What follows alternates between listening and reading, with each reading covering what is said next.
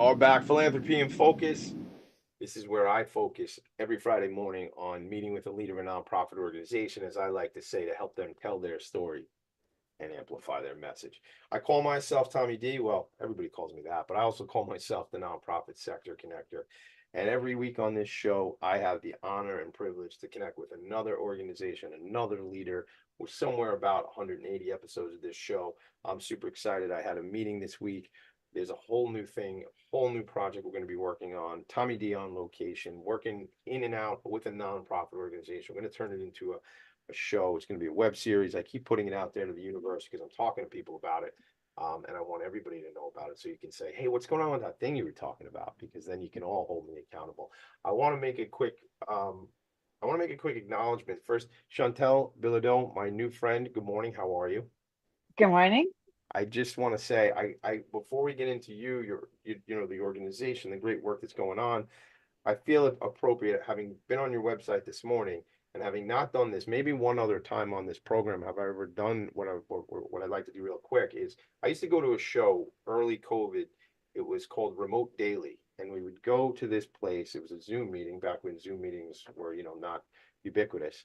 And I would go, and there was a woman who I became friendly with who, shout out to Britt. We haven't spoken in a while, Britt fam, but I see what you're doing in the world. And she would do a land acknowledgement at the beginning of this show. And I noticed on your website this morning that there's a land acknowledgement right on the bottom of the website. So I thought it appropriate to do a quick land acknowledgement here on Philanthropy and Focus. So I'm actually coming to you from my attic, which is on the Long Island, on Long Island. And the original indigenous people of this area. There was many, many tribes here on Long Island, the Canarsies, the Rockaways, the Merricks, the Massapequas. But where I come from, where I stand right now, is the land that was originally inhabited by the Matinacocks.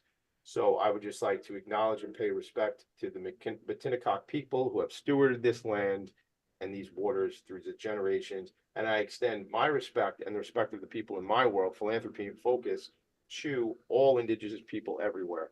So I was inspired to do that, Chantal, by your website this morning and kind of put that and kind of, I think it's only appropriate in some of the conversations and dialogues I think we'll have this morning to do that this morning. So I just want to put that out there to the universe, and put those vibes out. So Thank you for doing that. thank you. And thank you for inspiring me to do that because on your website, I will read on your website, it says the Arts and Climate Initiative is located on the island of Manhattan in New York City, what is traditionally known as Manhattan. And you acknowledge and respect the Lenape people, right? Because they stewarded the land of Manhattan. So, so important that we did that. And I feel inspired and hopefully some folks who have never experienced that. I hope I did an okay job at it this morning, but always looking to grow and improve. So thank you for giving me that opportunity to do that. So what I'd really like to do now is roll into what we always do on this show, which to me is it's the fun of what I get to do here because I learn about somebody, I learn about their background, I learn about their journey, and ultimately what took them to either take on leadership at a nonprofit organization or found a nonprofit organization, right? Or work programs in a nonprofit. I mean, that's just the opportunity I get. But the story of the individual to me is critically important to the story about the work they do with the organization. So, and people keep coming back and checking in and paying attention. So we must be doing something right. So we'll keep with that format. So if you would, my dear Chantal, would you introduce yourself, please? Your name, who you are in the organization, and then let's dive into what happened. How did we get here? How did we get to this point?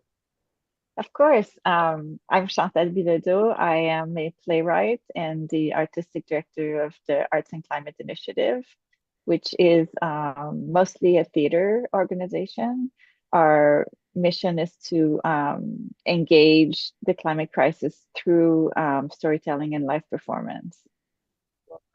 Yeah, I tell you, I'm a bit of a storyteller myself, and that's why I'm excited about this new thing we're going to do, which is going to be where I go out and spend a full day with a nonprofit. We get a lot of video and see a lot of me in the trenches, so to speak, about what's going on and kind of doing these, sidebar interviews with different people in the organization because I think the work is what is most important to tell that story. So when you talk about telling stories as a playwright, many playwrights may just tell fictional stories. And yes, there's a message and things like that, but why were you drawn to this type of work with around the climate initiative and telling these stories? What was it, and how does that even turn into, hey, you know what? We actually have to found an organization now. Like why does that even come up for you? Can you take us down that road? Yeah, so when I started as a playwright, I was writing, plays about various topics, like just any playwright. And it was about 7 or 8 years into it, I went to Alaska because I had a friend there who I'd never visited. And this was back in 2007. And this friend runs an air taxi company out of Denali National Park. So I got to fly with him, fly over glaciers, mountains. I mean, it was pretty spectacular.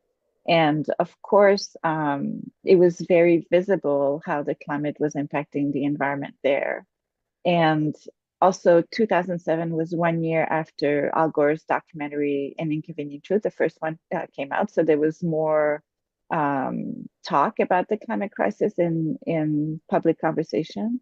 And the combination of these two things made me think like, oh, maybe I can do my part. Maybe, and since my skills is to write for theater, maybe I can write a play about this issue. And since I'm originally from Canada, and we have a huge Arctic territory compared to the US.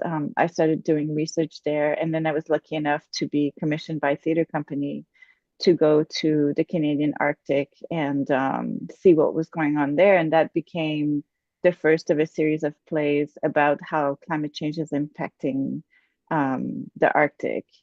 And after writing this first play, which is called Sila, that's an Inuktitut word that means breath, air, wind. And it's the basis of the cosmology in Inuit culture. It's where you come from and where you go back to. So this place, Sila, um, I spent several years researching it. And and just to be clear, my plays are fiction, but they're fact-based fiction, I guess I like to say. So they're based on research and on things that are really happening, and then I turned that into fiction. So after writing this first play, I wasn't done. I'm like, oh, I really like this topic. I like researching it. I like the people I'm talking to. I like the regions I'm seeing. How can I turn that into more in a way that's cohesive? And so since there are 8 countries that are part of the Arctic, I decided, okay, I'm going to write one play for each country in the Arctic, and it's going to be called the Arctic Cycle. So the Arctic cycle. So that's actually sounds like a pretty good move there, because does that mean you got to visit all these places in order to do some research for your writing? Yeah, I'm only halfway into it. So Oh, I'm working on the fourth country now. I have 4 more to go, but yes, I'm visiting each place. that's pretty cool, man. I like that angle. Very sneaky of you, Chantal. I like. I want to go back. I mean, there's so much here to talk about. I just you said when you're in Alaska in the air taxis, it was very visible, right? That the glaciers were receding and obviously melting. And were you like, did you have any sort of scientific background before this? Was this something that you had interest in, planetary things or geography, or or climate? Did you have interest there growing up even before you kind of got involved with this work? Yeah, I have no scientific background, but I've always been interested in the environment. I'm a big hiker. Uh, My father was a hunter, fisherman, like spent a lot of time outdoors and took me with him. He was also a bush pilot as a side, what's that? um, fi flying like small planes, Cessna planes. Oh, really? Oh, Yeah, wow. yeah. Do you like So you like those planes? Like, are you comfortable in there? it makes me sick, Yeah. but I like it. Yeah. I'm not afraid. I just get motion sickness. Me too. It's the worst because like like even when I take the kids to like Hershey Park in Pennsylvania, it's like I can't go on any of those rides. And ever since I was a little kid, like I always got motion sickness. And people go, "Oh, you're scared?" I'm not really scared. I just don't want to ruin my whole day feeling terrible for the rest of the day. Like that's what Right. it is. Um, and I've gotten like so challenged with it. Like I don't even do well in a taxi cab. Like my wife doesn't really drive when we're together. I drive because I don't like being driven around. It's like it's not a good thing. Motion sickness, is terrible. And for me, it's not something I've ever overcome. I don't know about you, but so being in a tiny little plane, not the only time I will tell you, we were in Canada. We were I used to work for a company called ADP, the big payroll, national and global company, ADP, right? And we had my wife and I were with some friends because I'd qualified for President's Club this year, and we were in Whistler in British Columbia, and I'd qualified for the trip, but I guess I did a little better, and I qualified for this additional couple of days in Victoria Island, and we flew in on one of these planes. It wasn't like a two, three-seater, four-seater. It was like 10 people on the plane, right? But it was a plane that landed on the water. And the Mm. water in Whistler is unbelievable. And then when we went to this Victoria Island, it was just like this green color, but not green like the Long Island, like the Long Island Sound or the Atlantic Ocean by Long Island, but it was like a different color green. I don't know how to explain it. It was beautiful. But I was okay on that plane. But who knows? I might have had a bunch of Dramamine because I knew I was going on that plane. So you grew up going on those planes with your dad though? Yeah. Yeah, pretty cool. And they did land on water a lot of the time because my dad liked to go to lakes that were only accessible by plane. Yeah, how cool is that? That's pretty cool stuff. Hey, listen, I guess that's better than just going on a roller coaster and getting sick. I mean, Yeah. so we gotta we I wanted to hit that part on the science because although you don't necessarily have a scientific education or a background, I mean this is our planet, right? We started with that land acknowledgement up front because it's this is we only get one planet. I know our friend Elon is trying to make us a multi-planet species and get us to Mars and everything like that.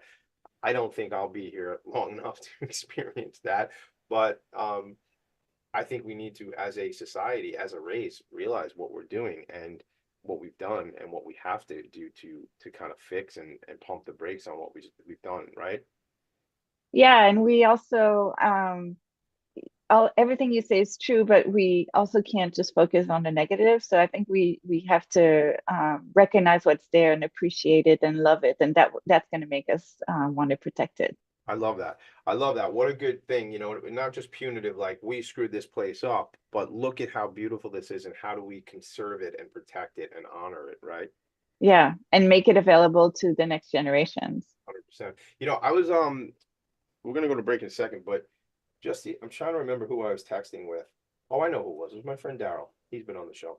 Daryl and I were texting, and he said I'm going for a run in Central Park, and he texted me some pictures of like what Central Park looked like, and I said, it's so important that someone had the vision. When you go into Manhattan and you have skyscrapers everywhere, it was so important that someone had the vision to say, we have to put this sanctuary aside. We have to protect this green space.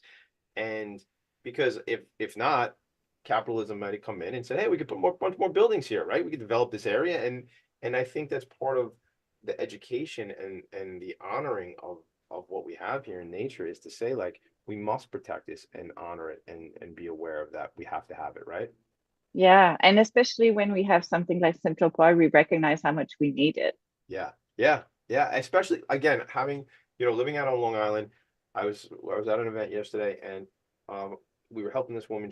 One of my other ventures is the Philanthropy Network of New York, and we do volunteer events for businesses and our clients, employees get involved. And yesterday we had an event where we were collecting clothing for Big Brothers Big Sisters of Long Island, and they're able to take that clothing and sell it to a thrift shop out a big company, and it ends up being $1.6 million a year to the budget of this nonprofit, Big Brothers Big Sisters of Long Island. That's not the story, but I always like to tell the whole commercial. But the story is one of these women, her name's Rose, and I was helping her get the clothes out of her car, and she goes, just don't take the beach chair. And I laugh because I'd travel with a beach chair in my car as well, because you never know, man. I may just run into some sand that I need to sit on. There may be some water that I need to sit beside, and we're fortunate like that. But in other parts of New York for sure, it's not always a place where you can kind of crash out by the water and the beach. So, but we got to talk more about that maybe later. We're going to take a quick break. When we come back, I want to understand, we can talk about the four of the eight, or you're on number four, you're on country number four right now. Yes. I want to talk about that. I want to talk about that journey that you're on, and I also want to really focus on the journey that the organization is on. And I know because the way Chantel and I met everybody is her organization was a semifinalist in the New York City Imagine Awards, and I get the incredible honor to interview people when they're semifinalists in the New York City Imagine Awards, and that's how we connected. So I know there's every 2 years there's a festival we're going to talk about. So there's so much to really uncover while we're here today together. And I'm like 3 minutes over on our first break, which is classic. That's how the show works. We're going to take a quick break. Chantel and Tommy D in the attic, Philanthropy and Focus. Right back. Are you a conscious co-creator? Are you on a quest to raise your vibration and your consciousness? I'm Sam Leibowitz, your conscious consultant, and on my show, The Conscious Consultant Hour, Awakening Humanity, we will touch upon all these topics and more. Listen live at our new time on Thursdays at 12 noon Eastern Time. That's The Conscious Consultant Hour, Awakening Humanity, Thursdays 12 noon on talkradio.nyc.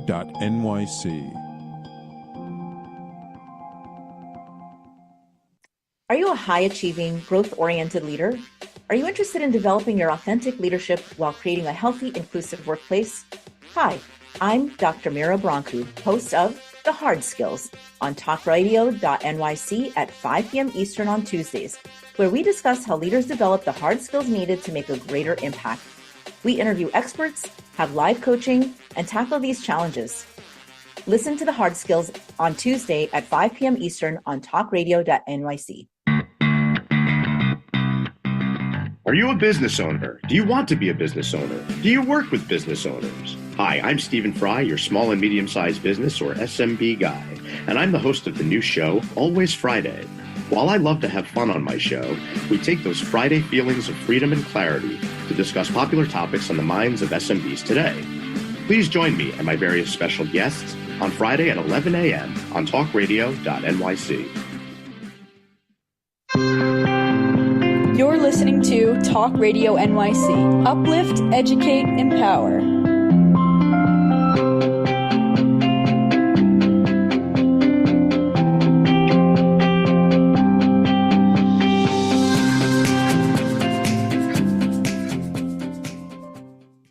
Nonprofits need connections to move in good directions.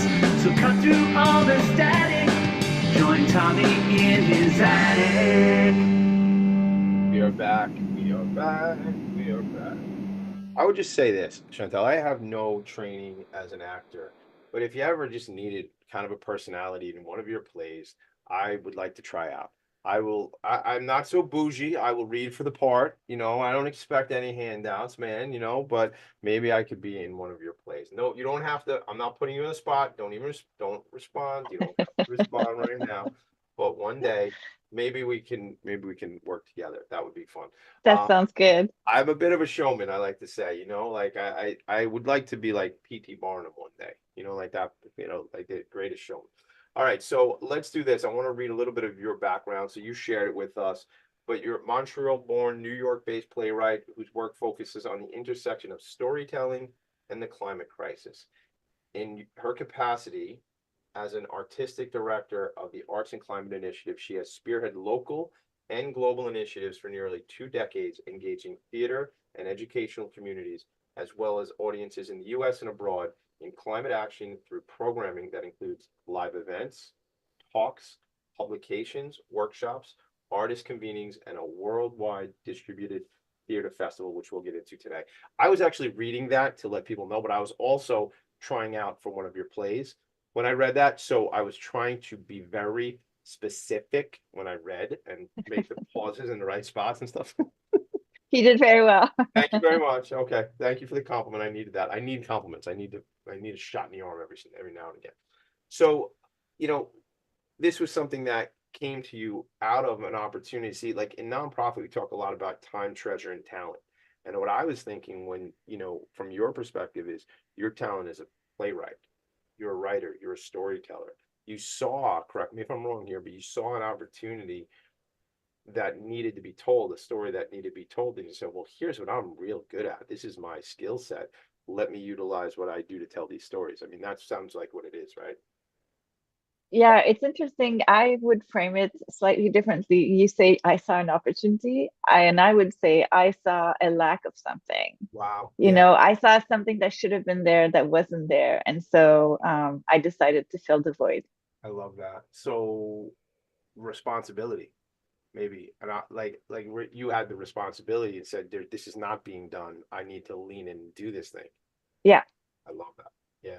Listen, gang, you want to change the world? Do yourself a favor, change the world. That's how it's like, don't wait for somebody else to do it, man. Just do it. I love that. exactly. Yeah. Tell me some stories. Tell me like about when, you know, the travels and some of the plays that you've written. And then eventually I promise we're going to get into more of the organization side, but I want to hear your stories. I can tell you, so the plays that I have written, the first one was about Canada, then Norway, then the US, about Alaska, and now the one I'm working on is about Iceland. Okay. And so I'll tell you a little bit. I was just in Iceland this year. I went in February and I It's went very again in popular. June. People love it. Yeah, It's like super. Everybody I talk to, we're going to Iceland. Like that's become like, I got to be honest. Like I think I remember 20 years ago, nobody was talking about Iceland. I feel like in the last 10 years, like everybody's going to Iceland, right? yeah. I mean, it's a super beautiful place. I think people are going because they want to see glaciers before they go. It's also an easy place to get to from New York. It is. So yeah, it's a direct flight and it's I think 5 hours. Okay. It's pretty easy. Yeah. So the story about Iceland was that I heard a few years ago that there's a glacier in Iceland that was declared dead from climate change, and it was the first named glacier to be declared dead by climate change. And a couple of anthropologists from Rice University organized essentially a funeral for that glacier, and they put a plaque at the top of at the nearby the glacier, and so it became this big news. And I thought, oh, that what a great idea, what a great inspiration for a play. And they've essentially done all the research for me. So I started looking more into it and I talked to these anthropologists who it turned out I already knew. And I went to Iceland to get a sense of the country, get a sense of the lore. They have a lot of stories there, and to be able to hike that glacier is in an old crater, so or that what remains of that glacier. So to be able to hike there and see it, and that's going to be turned into a play that's called Requiem for a Glacier. Requiem for a Glacier. Yes. How long are your plays? Are they 3 acts? Is it, you know, like No, they're most theater nowadays is under 2 hours, so they tend to be 90 minutes. 90 minutes? Okay. Yeah. Okay. What would so Requiem for a Glacier, and that's you're working on that now. Yeah. Okay. What is that process like? I mean, how long does it? I'm sure it's not an exact. Tommy, it's going to take me 6 months to do this. Like, you know, what is the time frame to write a play, and then what do you? Because I've never really been involved. Actually, I fibbed a little bit. In the 6th grade, I was the Tin Man in The Wizard of Oz at Washington Street School in Franklin Square out here on Long Island. So shout out to Diana Citarella, who was our gym teacher, who was in charge of that play. She was a good friend of mine many years ago, and I got to play the Tin Man in the 6th grade. So that was aside from what I do in the world, that was like my one role that, you know, when I was actually on the stage. So I know that much about plays, but what does it take to, you know, you have to write in individual parts, right? There's dialogue, there's a storyline, like without running a class for us here, but like, what does it look like? How do you even sit down and write a play? You know, it varies from people to people because I know playwrights who can write a play in a week, which is not my case. It takes me, I'm a slow writer and I need to let it sit with me for a long time in order to be able to write it. So I do all the research up front and then I will write the play over the course of several months, let's say maybe between 3 and 6 months usually, and that will give me a first draft. Mhm. And then we do what we call workshopping a play, which means having actors read the parts and then hearing it out loud for the first time. And it's always different when you read it on a page and you hear it. Yeah. And when you hear it, you realize, okay, this part's not working. There needs to be a little bit of this, a little bit less of that. And then you work on that to then create a second draft, and then the process moves along until you go to production. Is there always, though, see, like I'm here, if I was writing a story, right, I would write the story, but with a play, there's dialogue too. I mean, in a book, there's dialogue, right? But I'm wondering, like, do you write a story and then inside of the story, you write, like, here's what this person said and here's what this character said? Is it that, or is it like that first draft is like, it's just, you start at the top of the page and keep writing? Like, I'm curious about that. It's all dialogue, so I don't write. Some people write outlines. Okay. Especially when there's several collaborators for musicals, for example, they'll write outlines. In my case, I don't. Okay. And I don't necessarily write in order either. So sometimes I can write a scene if I know like this particular scene for sure needs to happen and it's in the middle of the play. I may start with that and then go backwards and work to it. Yeah. So fun. That is so fun. I want to ask you, like, does nature like have a part in most of these plays? Like, is it representative of, and if that's the secret, then tell me, I can't share my secrets with you. But I'm like curious, like, does somebody play nature, like, but it's a person, like, is it a personification of something? It's really interesting you asking that question because most people don't think of that. But yes, nature plays a part, and I give it different characters sometimes. Like I have a play where polar bears have parts and talk. There's another play where sea ice is a character. Yes. Yeah. What else do I have? There's another play where there's a whale as a character. So I tend to always have non-humans as characters in those plays. I love that because and that resonates with me, and I haven't seen your plays and I want to. But it resonates with me because it isn't just us, man. It's not just you and me. There's other inhabitants of this planet, and they don't have the same abilities that we have. Like if we're screwing this thing up for us, we're screwing it up for them too, and they can't go, oh, it's all good, I'll just move further inland. No, I live on ice and there's less ice, and that doesn't, right? And that, I mean, I want to learn more and more about the work you and the other collaborators and the other playwrights are doing, because I'd like to become involved with what you're doing to help tell the story more so than just today, Chantal, where I can say, hey, look, this is what's going on. And it's entertaining and educating, right? Like, isn't that the fun? Isn't that the cool thing? Like, it's kind of like the trick of like Sesame Street or something like that. Not to say that your work is like Sesame Street, but it's the thing where like kids are learning, but it's like at the end of the Sesame Street episode, it was A and at number 3. This was brought to you in part by letter A and number 7 or number 3 or something like that, right? So I think it's so important that it's not just a story, but it's a story that has the impact, and that's I think a large part of what the Arts and Climate Initiative is all about, right? Yeah. All right, we got to go to a quick break because I screwed up the first one, so I'll try to make the second one work. So we'll go to a break real quick. We'll hear some commercials. We'll come back, and let's take this into how is this organization collaborative? Like, what does it actually mean? I know when I looked on your website, there's other artistic directors, there's other collaborators. What is that community like? And when can I come hang out with you all? Because you seem like you're onto something that I'd like to be a part of. So it's, I guess, in whatever order you want, like, when can I come hang out with you all? That could be one question. And then, but really it's, what does this community look like? And I'm assuming it's not just the local community, there's outreach around the planet, and then we'll get to the festival and how we can all help out. How's that sound? That sounds good. I'll tell you everything about it. All right, we'll be right back. That's the show. We'll be right back. Hey everybody, it's Tommy D, the nonprofit sector connector, coming at you from my attic. Each week here on talkradio.nyc, I host the program Philanthropy and Phocus. Nonprofits impact us each and every day, and it's my focus to help them amplify their message and tell their story. Listen each week at 10 a.m. Eastern Standard Time until 11 a.m. Eastern Standard Time, right here on talkradio.nyc. Were you an essential worker during the pandemic? If you needed to learn stages of epilepsy, did you depend on advocates? Did you use new innovations to cope with mental and neurological issues? Maintaining high quality of life and keeping good mental health are what we all strive for. I'm Frank R. Harrison, host of Frank About Health, and each week top healthcare influencers, professionals, and innovators answer these questions and more. Stay tuned on Thursdays at 5 p.m. on talkradio.nyc, and I will continue to be frank about health with all of you.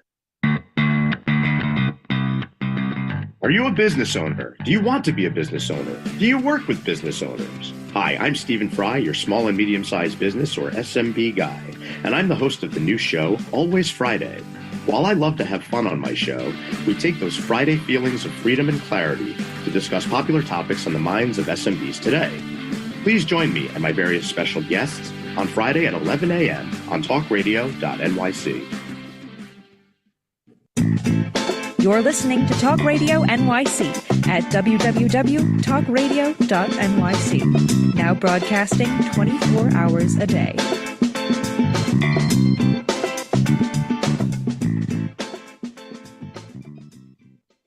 Nonprofits need connections to move in good directions.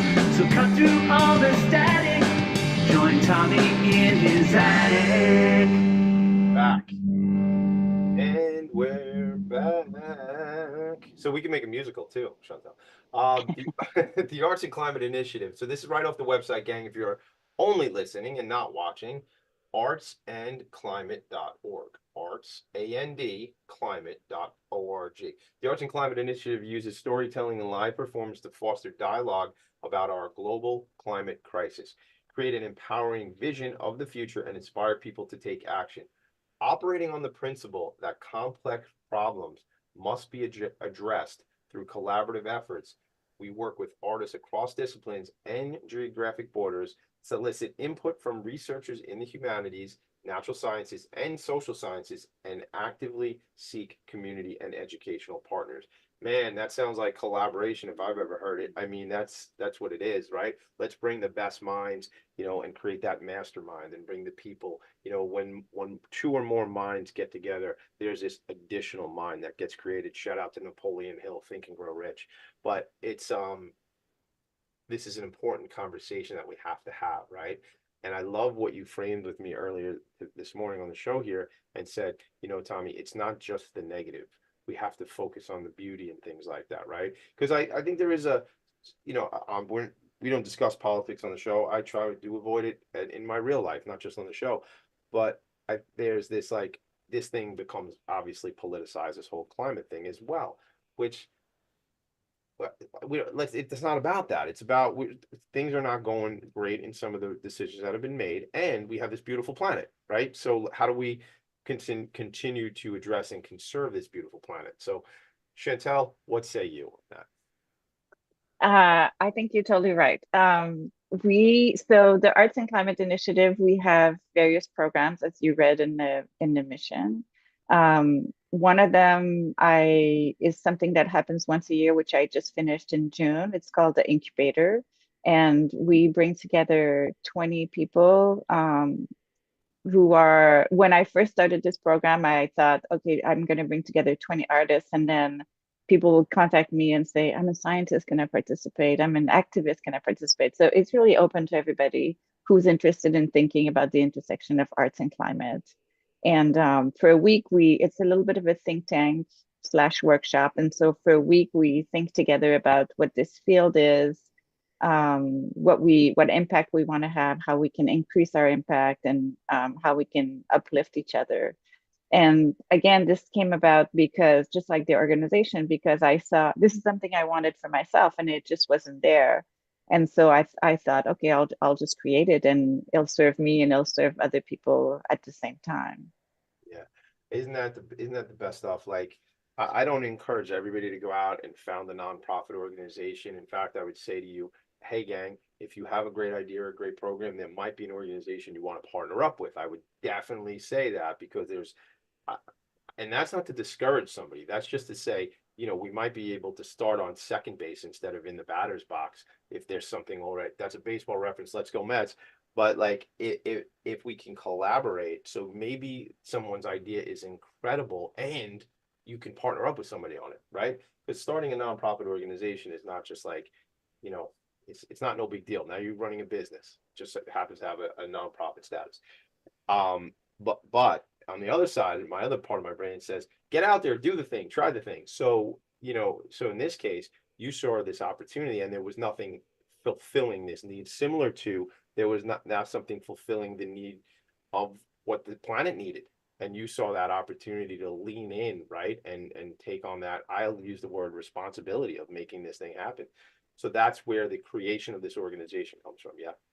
Yeah, and the organization was really an extension of my work as a playwright. I wanted to give myself more power, I think, to do things. And you know, in the arts funding world, you can either get funding as an individual or as an organization. And of course, there's a lot more opportunities as an organization. So that was why I went the nonprofit way. Yeah. And it was also because I felt, okay, it's very nice. I'm a playwright. I put out these plays that take forever to write and to produce.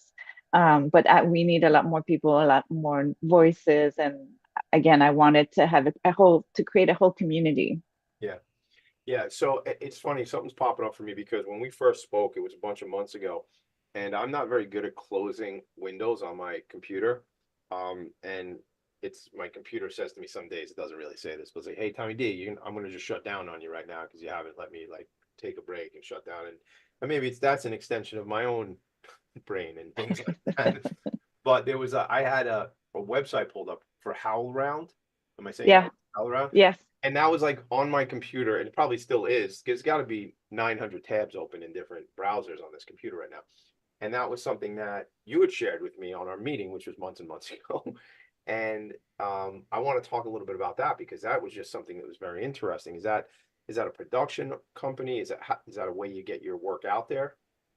HowlRound is they call themselves a Theater Commons. Okay. And they have two parts. One part is a journal and one part is a HowlRound TV they call. So they do a lot of live streaming. But the journal part is the part that I'm involved with. And that's I've been curating a series about theater. It's called the series is called Theater in the Age of Climate Change for them for I think 6 or 7 years, something like that. And it's published over the course of a week, and it's about 5 different artists who write about their own involvement with the climate through theater. Yeah. It was something that was popping up for me, and I knew I wanted to get it on the show because I want to learn more about it and spend some time about that with you. Because as I was in a meeting about this new project I'm talking about, I was like, we're looking to get, what's this? Where do we go with it? I'm working with a production company. What do we do with this thing? Where are we going to go streaming it? Are we just going to do it on a YouTube? And like, there's so many different, from a playwright's perspective, as I understand plays, it's live, right? However, I'm assuming like you make a movie or you make a TV show and it's like quote unquote in the can, right? You make a play, well, we got to make the play again tomorrow night, or we're going to make the play next Sunday at 8 p.m., right? Like you've created the work, but now we have to actually do the performance piece. Has that like, I mean, I know I could find a musical. I could watch Guys and Dolls. It's on, I have a CD of it, a DVD. I can plug that in, right? Or I can go see somebody do Guys and Dolls on Broadway, right?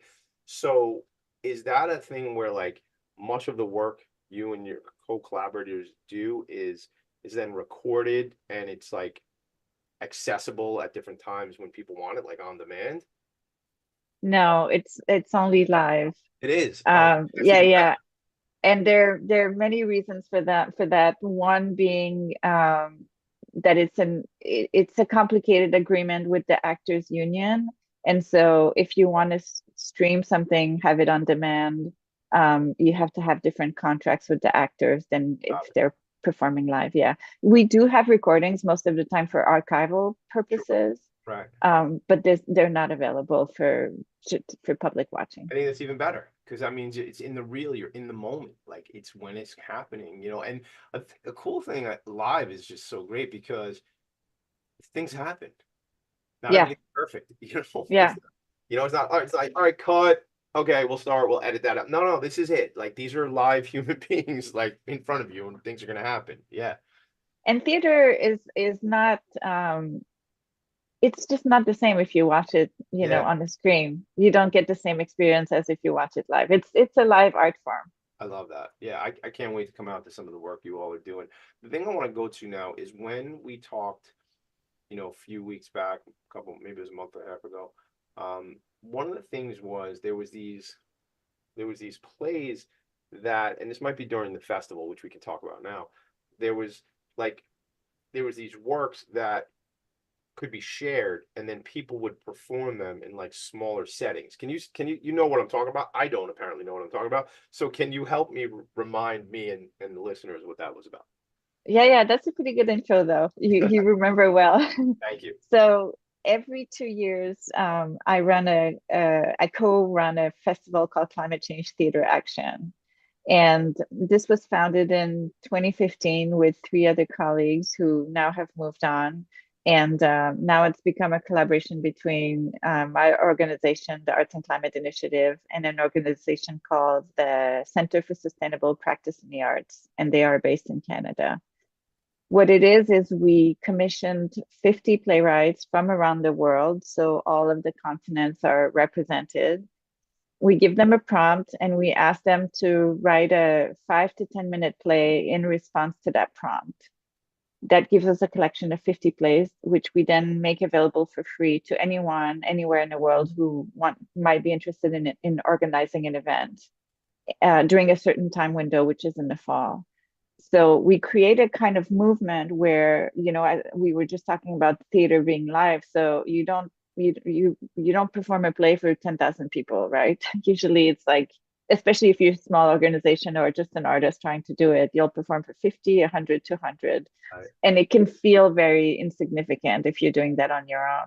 But if you have 200 people, in 20 countries doing the same thing, and suddenly you're reaching 5 and 10,000 people, it's a lot more exciting. And so that's this sort of movement that we want to create. And we felt like if we just give people the tools, these plays, which require no experience, there's no limitation. Some people have done them in their own backyards and read them with friends, and some universities will put them on their main stage so people can do what they want with them. That's really cool. So they're short. So does that, like, if you give that example of like a university might have them on their performing arts center and have their drama group do that stuff, do you find that if it was going to be at that level of presentation, they would do a handful of these, like little vignettes, little plays, right? Like, maybe we're going to do 10, right? Or something like that. Yeah. Exactly. And then as part of the presentation, we ask, because it's called Climate Change Theater Action, Yes. we ask that they include some kind of action as part of the show. So after maybe the plays, sometimes they have a conversation with scientists, or there was a university in India, they went and cleaned out a river. Sometimes there's been a group that has given money to indigenous organizations that take care of the land, or they'll give money to tree planting initiatives. So again, each group can decide what's more meaningful for their community, and they do that. That's so important because that's the ripple effect, right? Like this is important to educate people and educate them through this performance. And then it's now what? What are you going to do next? And like as a ripple effect, you're seeing, I in my mind now I've seen it as college students. So, I think was it a college in India? Is that what you said, that they cleaned the river? Yeah. So game changer. I'm inspired now to go out and do this thing because I just learned and I realized, well, my hands can make a change on this planet. Let me get out there and clean this river. Let me get out and be involved.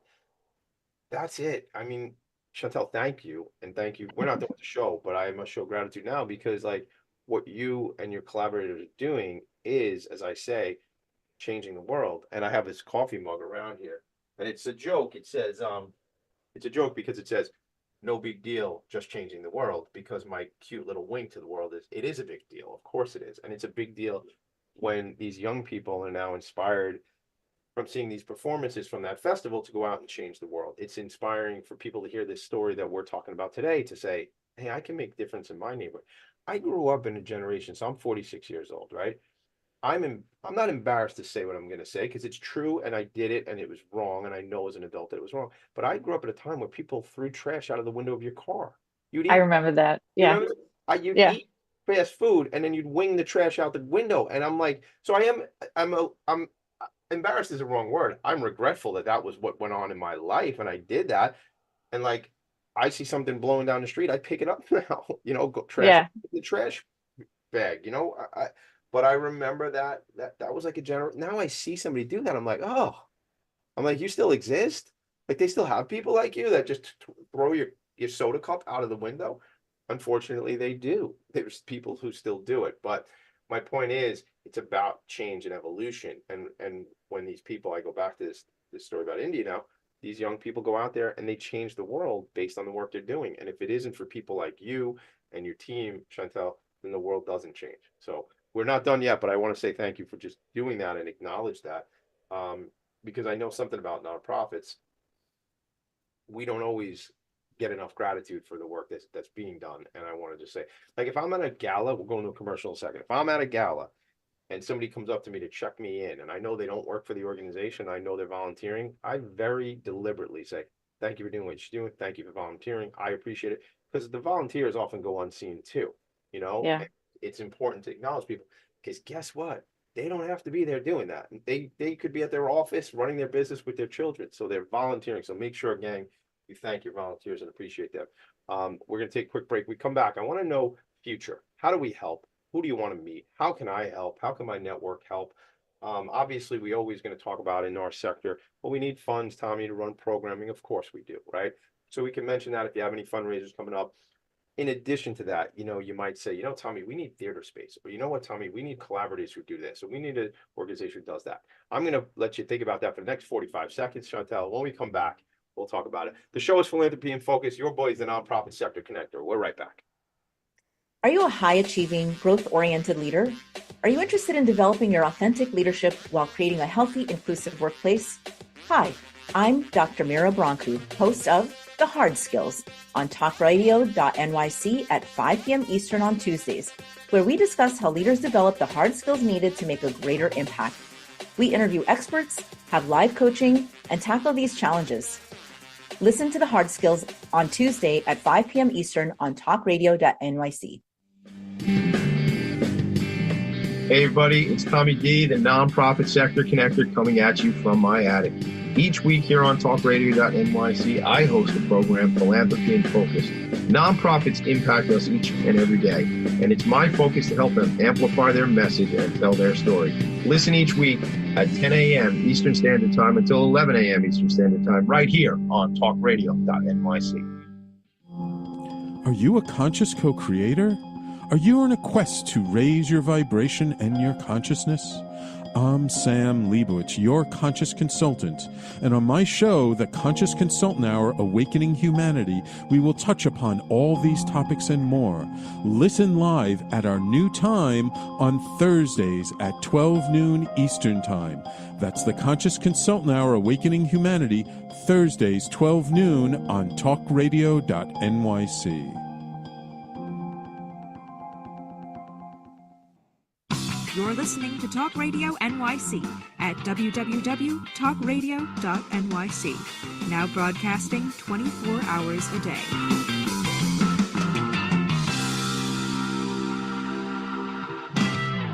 Nonprofits need connections to move in good directions. So cut through all the static. Join Tommy in his attic. That's a funny song. I love that song. I sing that song around my house sometimes. And it's important. The lyrics of that song are, nonprofits need connections to move in right directions. And then you say, cut through all static, join Tommy in the attic. But nonprofits need connections to move in right direction. Shout out to Brendan Levy, my good friend. I call him Uncle Brendan, Queens Chamber of Commerce. But he's also the lead singer in the band Damaged Goods. And that's critically important. Not that Brendan's in that band, but it's critically important to think about the connections, because the connections is where it all happens. It's all about the overlap of community and where this all happens. So I wrote down upcoming events, community, and how to check in, how to keep in community with you and your organization. So we call this the lightning round. Logan put in the chat that we were all, chatting earlier, the lightning round. So I call it because I always wanted to be a game show host. And I was telling my friend who's the producer of what we're going to do up and coming, the new show. And he's like, of course I could see you being a game show host. And I go, well, yeah, that makes sense. So this is kind of like my little game show. What's upcoming for the organization, Chantal? I know the festival is biannual, right? Every 2 years. But like, what's upcoming? Are there fundraisers? How do we plug in? What's the community look like? Whether it be an online community or in person. Tell us about that. The one thing we have upcoming, and unfortunately I don't have the date yet, but we're going to be launching an anthology which includes all of the plays that were written and produced in 2023 for that festival. And that's going to happen this fall. And the best way to find out is to sign up for our mailing list, which is on our website. There's a contact button on the Arts and Climate Initiative website. I may share that while you continue to talk. I'll share the screen and I'll show people while you're talking. So thank you for that. You said you want them to get the newsletter, right? So let me just share that page real quick. Yes. While you're talking, so that's a way. I mean, we talked about HowlRound. Am I saying it right? HowlRound or HowlAround? HowlRound, right? HowlRound, yeah. So that sounds like it's certainly a place to be in community with folks like you all. But is there, is there groups? Is there Facebook group, LinkedIn group, like follow on Instagram? Like where do you want us to plug into what you're doing? Yeah, we're on Facebook and Instagram. And again, Arts and Climate. Actually, Arts and Climate is our handle, not with the initiative. Okay. On Facebook and Instagram, you can follow us there. We also have a website called climatechangetheateraction.com. That's for specifically for the festival. And you can see a lot of the events that have taken place. You can also see there are some events that are taking place outside the festival, what we call CCTA Fringe. CCTA stands for Climate Change Theater Action. Okay. So you can see some of those there. And when we start, towards the end of the year, beginning of next year, we'll start gearing up for the 2025 festival, which will be our 10th year anniversary. So I'm not going to miss one. So we didn't do one in 24. So we did the last 23. All right. Yes. So do we have dates on 25? 25. Oh, wow. So it's in the fall. I think, if I remember correctly, I think it's September 19th to December 20th, something like that. All right. Well, we'll just have to come back and you'll tell me about it, as we get closer, and maybe in spring or summer of next year. We'll talk more about that. Yeah, absolutely. All right. So those are events. And then what if I want to see a play? Like, is there something coming up at all, whether it be your work or somebody else's work? And I guess before you say that, how often, so the one you're working on right now is Iceland, right? Which is Requiem for a Glacier. So when that's complete, what happens next? Like, how often is it gonna show? Is it just a small window that you can see the performances? Actually, that play in December, again, I don't have the exact dates, but in December, there will be a showing of an excerpt. Okay. And that play, I'm working with a composer and a director, so there's going to be some music and we'll show, and that's going to be in New York City. And again, if people sign up for our newsletter, they'll find out about it. It's going to be in December. In terms of when things show, then it depends. Like that play, the Arts and Climate Initiative is not going to produce that play because that's too big for us. It has to be a theater who's more established, and I don't have anybody who's like signed up for it at the moment because the play is not written. But so then there's an ask. There's a direct ask that yes. So maybe there's a theater. There's a gang called the Astoria Filmmakers Club. Again, not exactly what you all do, but adjacent to it. Excuse me, maybe there's some connections there. I have another good friend of mine who's done some work with some networks and things like that, just relationships in the space. Maybe we can look at leveraging, but that's what I try to challenge people with, is that's what the direct ask is on the show. It's like, what are you looking for? Who can we connect you with? That sort of stuff. Like who's in the know about what your needs might be. I'd encourage you. So because we met through the Imagine Awards, the New York City Imagine Awards, are you connected to this organization we founded called the Nonprofit Resource Hub? Have we gotten you connected yet? No. We're going to make that happen. I'll have our executive director, Allison LaFelita, reach out and connect with you. It's free for nonprofits to be a member of it. And it's just that it's a resource group for nonprofits. We have over 425 nonprofits that are part of this community of what we're doing.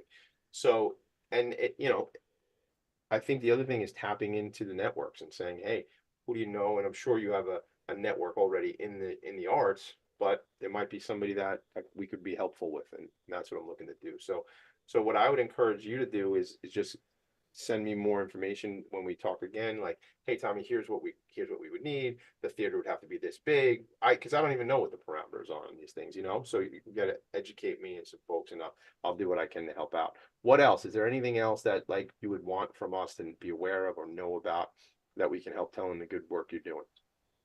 The other thing is we're always looking for collaborators. So I'm talking to an organization right now, which is going to be part of Climate Week NYC.